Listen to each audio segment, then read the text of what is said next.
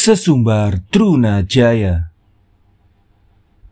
Sementara itu, Sang Prabu Mangkurat, gerakan prajuritnya sudah sampai di Kudus. Beliau lalu bersujud ke makam dan memanggil Panembahan Nata Praja di Adilangu. Setelah datang lalu diajak bergabung memperkuat barisan. Sang Prabu sepanjang jalan selalu berperang melawan orang Madura. Pada waktu itu, Adipati Mandaraka menderita sakit dan meninggal dunia. Sang Nata begitu sedih.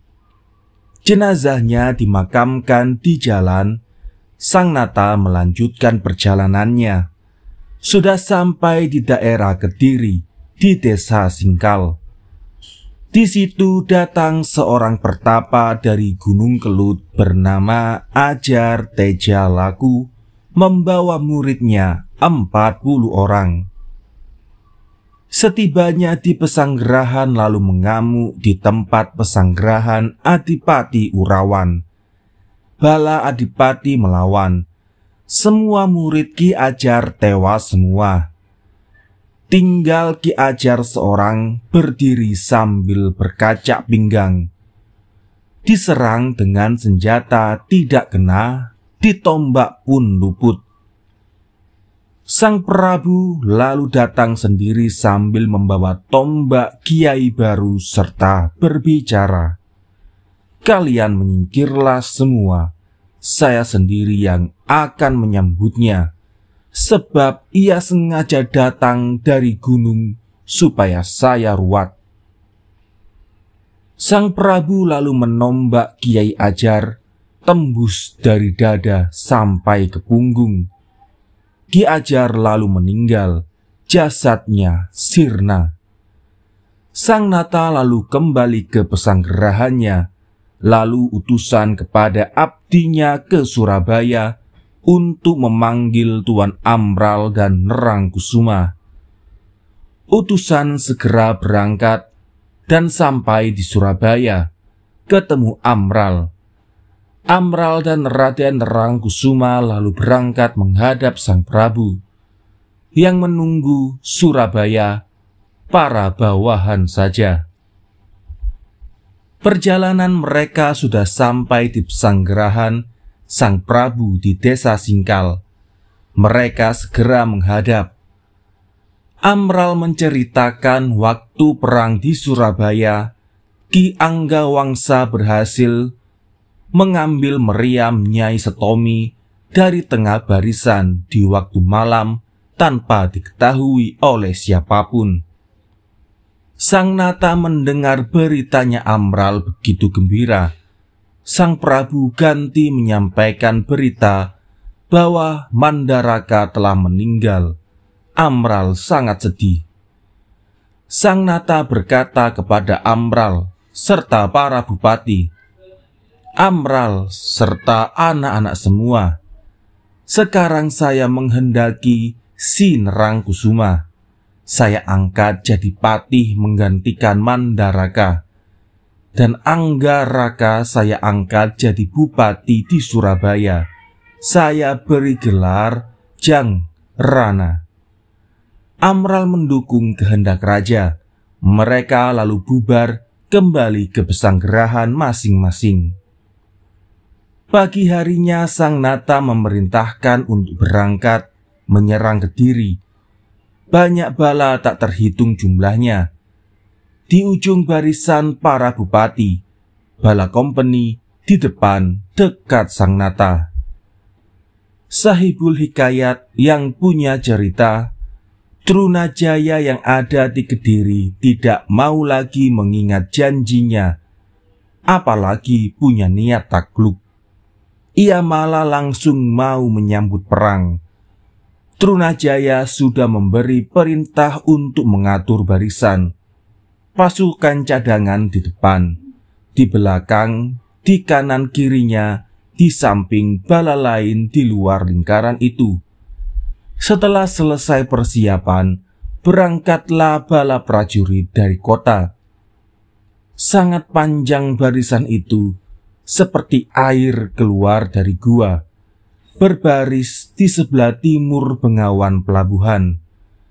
Trunajaya duduk di pinggir bengawan serta dipayungi dan dilingkari prajurit khusus yang diberi nama prajurit seseliran, sejumlah 1.800. Semua siap dengan senjata bedil dan tombak dalam keadaan siaga. Tidak lama kemudian bala prajurit Mangkuratan datang di sebelah barat Bengawan, melengkung seperti mendung, blabar seperti air bah, memenuhi daratan serta hutan, saling mengintai dengan lawan. Amral lalu melapor kepada Sang Prabu, "Sinuhun, bengawan itu dibuatkan sasak, sebab air begitu dalam dan lebar, tidak bisa diseberangi." Sang Nata lalu memberi perintah untuk membuat sasak. Bala dari para bupati pun segera membuat sasak bengawan. Trunajaya setelah mengetahui lalu berteriak menantang dari sebelah timur, orang Mataram, ayo majulah. Jika orang perang menunggu sasak itu bukan garis terah perwira. Raja Mataram itu saya ibaratkan tebu, pucuknya manis. Meskipun bongkot sejak dulu, ya dingin saja. Sebab raja dari terahnya orang tani. Lebih baik mencangkul atau menggembalakan sapi saja. Tentu lain dengan Trunajaya. Aku dari terah prajurit yang lebih digdaya yang bernama Jaran Panoleh. Itulah yang menurunkan aku begitu terkenal, pemberani dan digdaya. Sang Prabu sudah tahu jika Trunajaya selalu sesumbar. Sang Nata sangat marah, lalu naik kuda berniat maju ke peperangan. Para bupati dan balanya segera maju, terjun ke Bengawan. Amral memberi perintah kepada kompeni untuk memberondong senjata, tetapi pelurunya tidak sampai ke sebelah timur Bengawan, malah mengenai bala sendiri. Banyak yang kena peluru. Kitumenggung Endranata naik dari air, lalu menangkap tangannya Amral seraya berkata, "Amral, kamu ini musuh atau teman? Semua pelurumu mengenai teman sendiri." Amral menyesal dan mohon maaf. Ia tidak tahu kalau pelurunya tidak sampai ke tepi Bengawan sebelah timur. Endranata sudah kembali terjun ke Bengawan. Para bupati dengan bala prajuritnya berniat mencapai lawannya. Bala Madura dengan enak menyerang di tepi Bengawan dari daratan. Prajurit Mangkuratan banyak yang tewas kena senjata dari prajurit Madura atau hanyut tenggelam di Bengawan. Sang Prabu setelah melihat balanya banyak yang tewas, lalu melecut kudanya ikut terjun ke Bengawan. Waktu itu Bengawan airnya terbelah jadi dua bagian seketika hingga bisa diseberangi. Bala Mangkuratan sudah menyeberang semua, maka terjadilah perang campur ramai sekali. Bala kompeni tidak henti-hentinya menembaki orang Madura. Musuh banyak yang tewas. Mangkuyuda dari Sampang dan Dandang Wacana sudah meninggal di tangan Mangkuyuda dari Kedu.